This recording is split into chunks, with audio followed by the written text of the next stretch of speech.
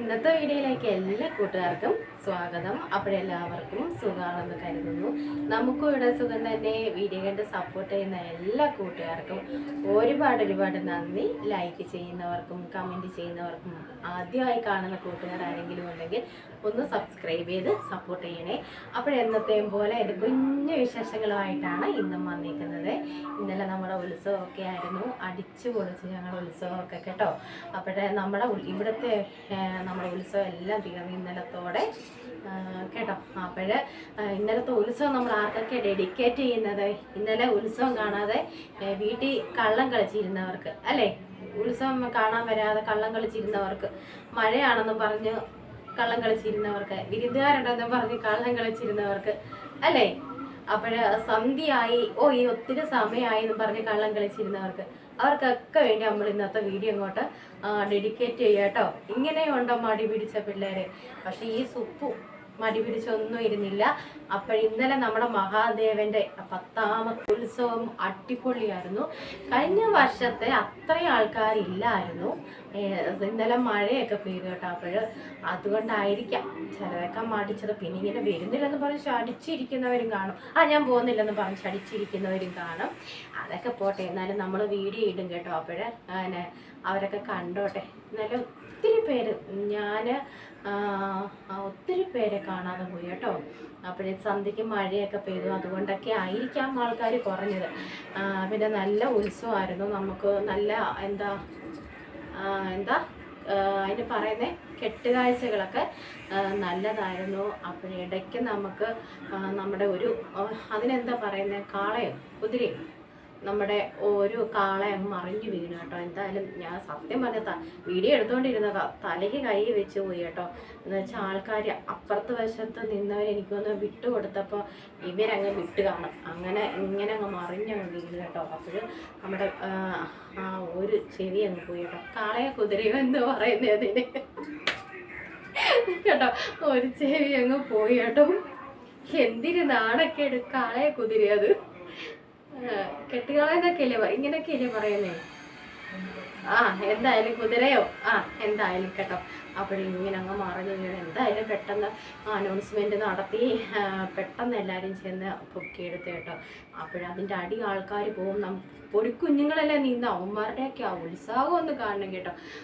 പൊടിക്കുഞ്ഞുങ്ങളുടെ ഉത്സാഹം, സത്യം ഉത്സവത്തിനൊക്കെ അവരുടെ എന്താ സന്തോഷം, കൂട്ടുകാരുമായിട്ടൊക്കെ എന്തൊരു ഇതാണെന്നറിയാമോ. അതിന് അടിയിൽ ആൾക്കാർ പോകും. അതാ തലയ്ക്ക് കൈവച്ച് പോയി ഞങ്ങളൊക്കെ സത്യം പറഞ്ഞ. അപ്പോഴത്തേനും നിലവിളി ബഹളമായി. എന്തായാലും പെട്ടെന്നത് നിവർത്തി കേട്ടോ. അങ്ങനെ ഒരു സംഭവം ഉണ്ടായി ഇന്നലെ. കുഴപ്പമൊന്നുമില്ല, അല്ലാതെ ആൾക്കാർക്കൊന്നും കുഴപ്പമൊന്നുമില്ല. ഇന്നലെ പോലീസുകാരും ഇല്ലായിരുന്നല്ലോ, ഒറ്റയൊരു പോലീസുകാരില്ലായിരുന്നു. അടിയും ബഹളമൊന്നും ഇല്ലാത്തതുകൊണ്ടായിരിക്കും. നമ്മുടെ ഈ നാട്ടുകാരൊക്കെ തന്നെ നല്ല സ്വഭാവമുള്ള ആൾക്കാരാണെന്നറിയാം. അതുകൊണ്ട് ഞങ്ങൾ പോലീസിനെ ഇറക്കിയില്ല. നിങ്ങളത് കണ്ടുപിടിക്കും, ഈ നാട്ടുകാരെ കണ്ടുപിടിക്കും. ഒറ്റയൊരു പോലീസുകാരില്ലായിരുന്നു കേട്ടോ. ഇനി ഞാൻ കാണാതെ പോയതാണോ? എന്തായാലും പോലീസ് ഏമാന്മാരെ ആരെയും ഞാൻ കണ്ടില്ല. കാക്കിയിട്ട വേറെ ഏമാന്മാരാരൊക്കെയാ? നമ്മുടെ ലൈൻമാന്മാർ കേട്ടോ. അവരിങ്ങനെ ഓണോ ഓപ്പോ ആക്കിക്കൊണ്ട് നിൽക്കുവാണല്ലോ കേട്ടോ. അവരെ ഉണ്ടായിരുന്നു, വേറെ ആരും ഇല്ലായിരുന്നു. വലിയ അടിയും വേണമെന്നൊന്നും നമ്മൾ ഇതുവരെ കേട്ടില്ല കേട്ടോ. നമ്മൾ പിന്നെ രാത്രി പരിപാടിയൊന്നും കാണാൻ പോകത്തില്ല. ചന്ദ്രലേഖയായിരുന്നു കേട്ടോ ഇന്നലെ ഗാനമേള. പക്ഷെ പോയില്ല, ഞാൻ നേരിട്ട് കണ്ടിട്ടുണ്ട് ചന്ദ്രലേഖ, അതുകൊണ്ട് പോയില്ല. സത്യം പറഞ്ഞ നല്ല കേട്ടോ.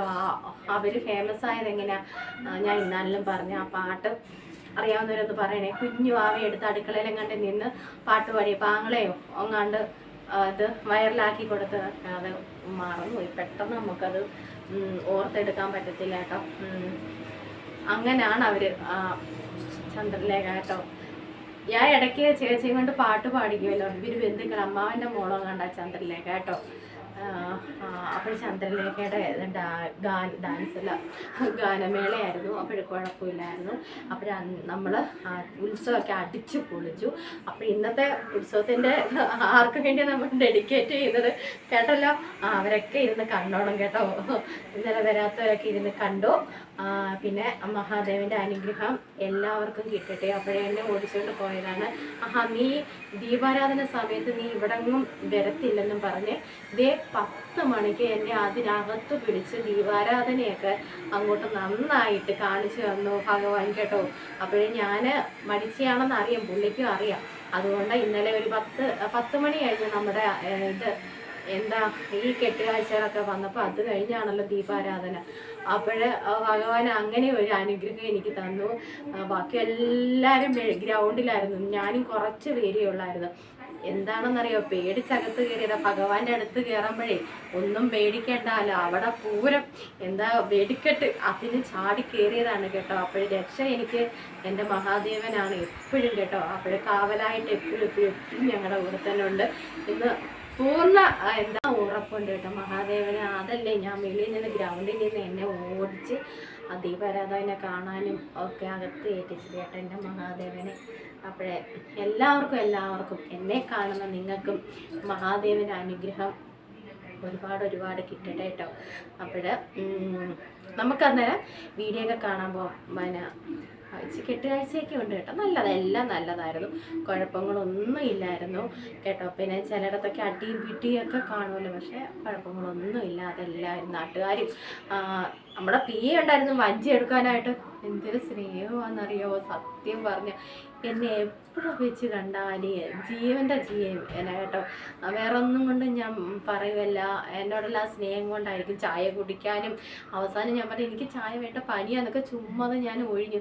എന്നിട്ട് പറയാം അപ്പോഴും ഐസ്ക്രീംകാരവിടെ നിൽക്കുന്നേ. അപ്പോൾ പറഞ്ഞു എന്നാൽ ഐസ്ക്രീം വാങ്ങിച്ചാൽ ആ സ്നേഹം നോക്കണം കേട്ടോ. നമ്മൾ എന്തൊക്കെ പറഞ്ഞാലും നമ്മൾ ഇച്ചിരി ഒരു അന്നം കൊടുക്കുന്നതിൻ്റെ ഉള്ള സ്നേഹം അപ്പോഴെനിക്ക് മനസ്സിലായി കേട്ടോ. കഷ്ടം. ഇനി വരും, നമ്മുടെ അടുത്ത് തന്നെ ഇനി വരും. അമ്പലത്തിലെ ഭയങ്കര എന്നും പുള്ളി അമ്പലത്തിൽ പോകും കേട്ടോ. രാവിലെ എന്നും അമ്പലത്തിൽ പോയിട്ടാണ് നമ്മുടെ ഇവിടെയൊക്കെ വരുന്നത്. അതിനുള്ള ഐശ്വര്യവും ഉണ്ട് കേട്ടോ. എന്ന് വെച്ചാൽ എന്നും ജോലിയുണ്ട് പാവത്തിന്, എന്നും ജോലിയൊക്കെ ഉണ്ട്. ദൈവം അതിന് അല്ല ഒരു അസുഖങ്ങളും ഇല്ലെന്നുള്ളതാണ് കേട്ടോ. അതിന് നല്ല ദൈവികമുള്ള മനുഷ്യൻ അങ്ങനെയൊക്കെ നടക്കുന്നെങ്കിൽ ആളിന് പിന്നെ വലിയ അറിവോ കാര്യങ്ങളോ ഇല്ല, എന്നാലും കേട്ടോ വലിയതായിട്ട് അറിവില്ല, എന്നാലും നമ്മളെക്കാട്ടിൽ അറിവുണ്ടോ താനും അതെനിക്കറിയത്തില്ല. ഇങ്ങനെ പലരും പറയുന്നത് കേട്ടിട്ടാണെങ്കിലും നമ്മുടെ അടുത്തൊക്കെ ഈ വാർത്തയ്ക്കകത്തും പേപ്പറിനകത്തും ഒക്കെ വരുന്ന കാര്യങ്ങൾ നമ്മുടെ അടുത്തൊക്കെ പറയുമ്പോൾ നമ്മൾ തന്നെ അന്താളിക്കും കേട്ടോ. പിന്നെ എഴുത്തും വായനയൊന്നും പുള്ളിക്ക് അറിയത്തില്ല കേട്ടോ. ഈ പൈസയുടെ കണക്കുകളോ ഒന്നും അറിയത്തില്ല. അത് നമുക്ക് വീഡിയോ ഒക്കെ കാണാൻ പോകാം.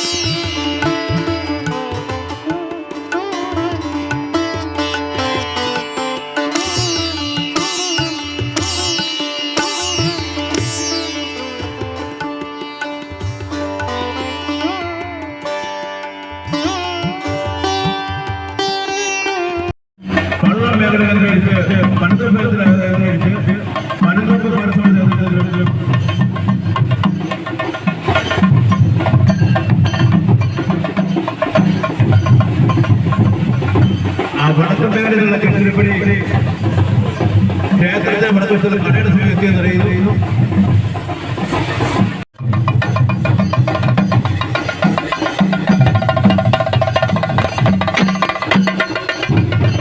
ഇപ്പോൾ ക്ഷേത്രത്തിലേക്ക് കടന്നു വന്നുകൊണ്ടിരിക്കുന്നത് ക്ഷേത്രത്തിന് കിടക്കുവശമുള്ള അതിബ ആർട്സ് ആൻഡ് സ്പോർട്സ് ക്ലബിന്റെ ചുമതലമാരുടെ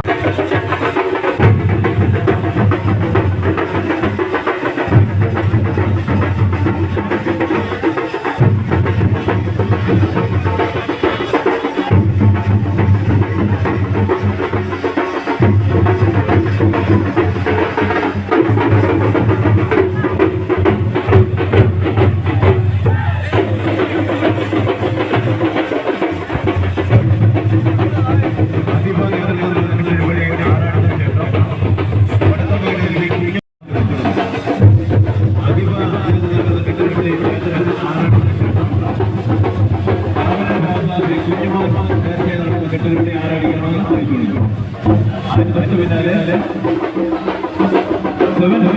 സ്പോർട്സ് ക്ലബിന്റെ കാവൽ ഭാഗത്ത് കുഞ്ഞുമണി നേരത്തെയുള്ള കെട്ടുകളിൽ